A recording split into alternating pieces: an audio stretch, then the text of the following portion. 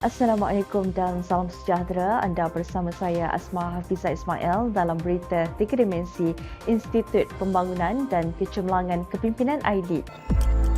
iLead menerusi bahagian pengurusan telah mengadakan Bengkel Training of Trainer TOT sasaran kerja utama SKU dengan melibatkan warga iLead yang terdiri daripada bahagian kluster Akademi Kenegaraan dan Kem Wawasan Negara bertempat di Institut Semarak Felda Bangi, Selangor.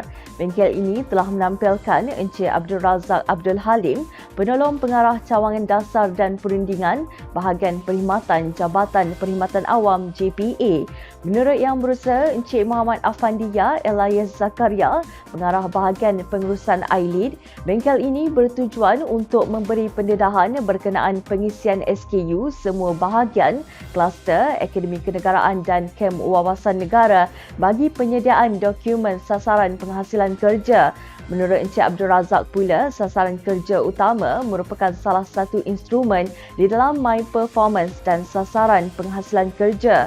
Tambah beliau lagi, penjawat awam perlu bersedia, bersegera dan berinovasi bagi mencapai matlamat perkhidmatan yang berasaskan impak dan keberhasilan bertunjangkan kepada prinsip utama iaitu kepantasan, integriti dan profesional. Semoga pelaksanaan bengkel ini dapat memantapkan kompetensi modal insan dan profesionalisme pegawai-pegawai iLead berkaitan penyampaian perkhidmatan yang berkualiti sekaligus memperkukuhkan pembangunan sumber manusia perkhidmatan awam yang inklusif dan holistik. iLead menerusi bahagian inovasi dan jaminan kualiti dengan kerjasama kluster modal insan telah melaksanakan kursus kemahiran facilitator sebagai usaha pemantapan pengetahuan dan mempersiapkan pegawai-pegawai iLead untuk menjadi facilitator yang berkualiti. Kursus yang dilaksanakan di Akademi Kenegaraan Kuala Lumpur ini telah melibatkan penyertaan pegawai-pegawai iLead yang telah memperolehi sijil kursus pembangunan bahan pengajaran bertulis Written Instructional Material terdahulu dengan menampilkan tenaga pengajar daripada bahagian pembangunan facilitator Pusat Latihan Pengajar dan Kemahiran Lanjutan SIAS iaitu Encik Muhammad Yusri Pardi dan Puan Adila Jaafar. Menurut Yang Berusaha Encik Khalid Muhammad Yusof, pengarah bahagian inovasi dan jaminan kualiti iLead, bengkel ini dilaksanakan bagi memastikan pegawai-pegawai iLead diberi pendedahan, pengetahuan dan kemahiran yang diperlukan untuk menjadi seorang fasilitator dalam mengendali dan memudah cara sesi pembangunan standard dan kurikulum secara berstruktur. Tambah Yang Berusaha Encik Muhammad Hasri Muhammad Hazir, pengarah kluster modal insan iLead, pendedahan yang diberikan ini bertujuan untuk mengenal pasti tugas dan tanggungjawab seorang fasilitator, mengenal pasti teknik kemahiran utama dalam memudah cara sekaligus membina tahap keyakinan diri sebagai seorang fasilitator.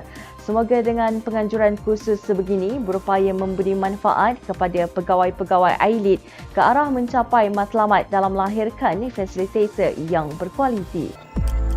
Agenda pembangunan belia memerlukan satu perancangan strategik sama ada yang bersifat jangka masa panjang mahupun pendek. Sehubungan itu, iLead menerusi kluster modal insan dengan kerjasama Kem Wawasan Negara Langkawi Kedah terus komited melaksanakan program iLead to Youth at Belia yang melibatkan penyertaan daripada Persatuan Kelab-Kelab Belia Malaysia MAYC Negeri Terengganu dengan menampilkan Encik Al-Hafizi Haji Abu Bakar, Presiden Persatuan Kelab-Kelab Belia Malaysia MAYC.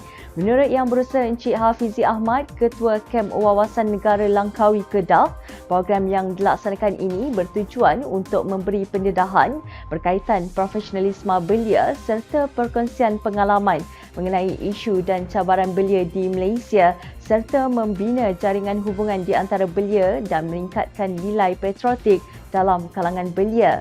Menurut Encik Al-Hafizi pula, belia seharusnya mempunyai rasa sayang dan tanggungjawab kepada negara dan kita perlu terus komited mengajak rakan sebaya supaya sama-sama mempertahankan kedaulatan dalam demokrasi negara.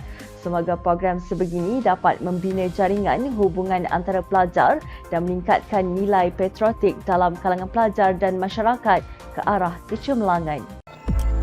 Kecemerlangan bukanlah satu kemahiran, ia merupakan hasil daripada tabiat dan pelakuan kita dan pastinya mengambil tempoh masa yang panjang untuk dibina. Sekian dulu dari saya, terus ikuti kami di semua platform media sosial iLead. Jangan lupa temui kami pada jam 3 petang dengan 3 berita penting 3 kali seminggu pada hari Isnin, Rabu dan Jumaat hanya di Berita 3 Dimensi. Saya Asma Hafizah Ismail. Assalamualaikum dan salam keluarga Malaysia.